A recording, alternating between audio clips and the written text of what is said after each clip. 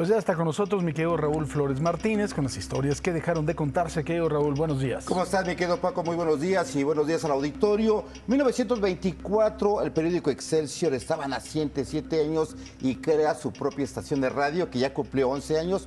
Una estación de radio que hoy no sabe dónde quedó. Nadie sabe si se cerró, nadie sabe si cambió de frecuencia, pero lo que sí se sabe, mi querido Paco, que fue la primera estación de radio que da noticias nacionales e internacionales, pero también estas funciones de Vox tan narradas en la radio mexicana. Pero ¿qué te parece, Paco, si vemos lo siguiente?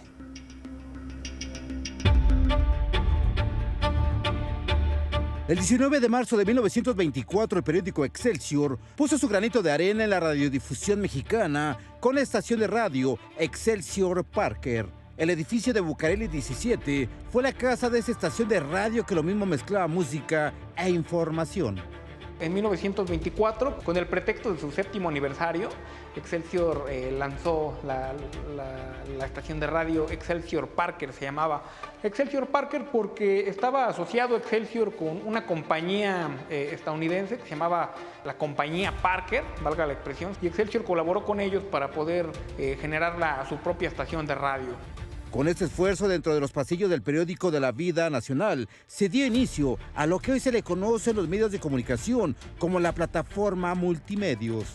Creo que estamos hablando de una de las primeras, de los primeros intentos, si no es que el primer intento, por crear una especie de contenido multiformato, porque Excelsior, estamos hablando que tenía el periódico de la vida nacional, era Excelsior, tenía sus diferentes suplementos en los que publicaba diferentes contenidos, desde contenidos culturales, de literatura, noticias. Entonces estamos hablando que es un multiformato y bueno, a eso le estaba agregando Excelsior su propia estación de radio. La variedad en la programación de aquellos años era variada. Sin embargo, el programa La Hora del Café, en la que se transmitían piezas musicales solicitadas por la audiencia, era todo un éxito. En esa frecuencia se escuchaba todo tipo de ritmos de la época, sin faltar las noticias de la ciudad, nacionales, e incluso fue la primera estación radiofónica de dar noticias internacionales. 2 o 3 veces a la semana transmitían música, había música sacra, había música de ópera, había diferentes contenidos y obviamente no podían faltar las noticias, principalmente noticias de la Ciudad de México que se daban aquí y bueno, algunas noticias nacionales. Incluso también podemos hablar que Excelsior empezó a dar las noticias internacionales porque bueno, tenía su servicio cablegráfico que servía para el periódico con Rodrigo de Llano, que estaba a cargo en Nueva York.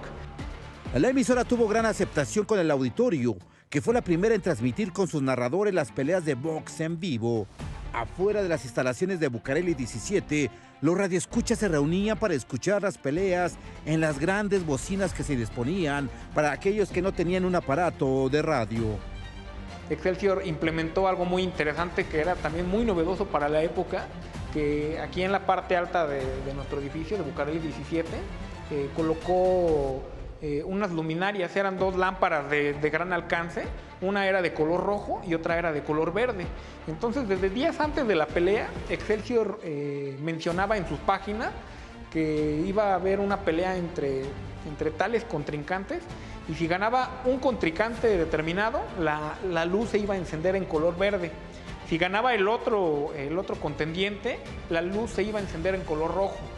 Han pasado 100 años de la inauguración de la estación de radio Excelsior Parker, un siglo que se llevó las cintas de grabación y una estación de radio que nadie sabe de su cierre.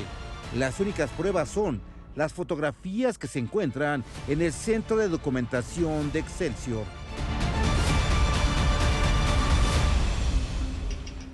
Qué buenas fotos, ¿eh? Ahí están, 100 años, mi querido querido Paco. Wow. Así, 100 años, y lo que decían en esta narración de Vox, ¿no? Apenas los primeros indicios del Vox, que se veían las luces, quién ganaba, hasta lo que eran los llanos de Azcapotzalco, que es ahorita la alcaldía de Azcapotzalco.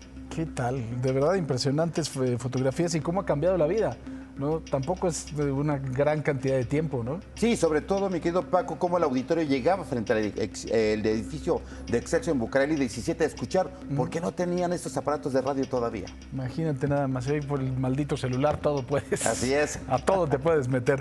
Gracias, mi querido Raúl. Muy buenos días.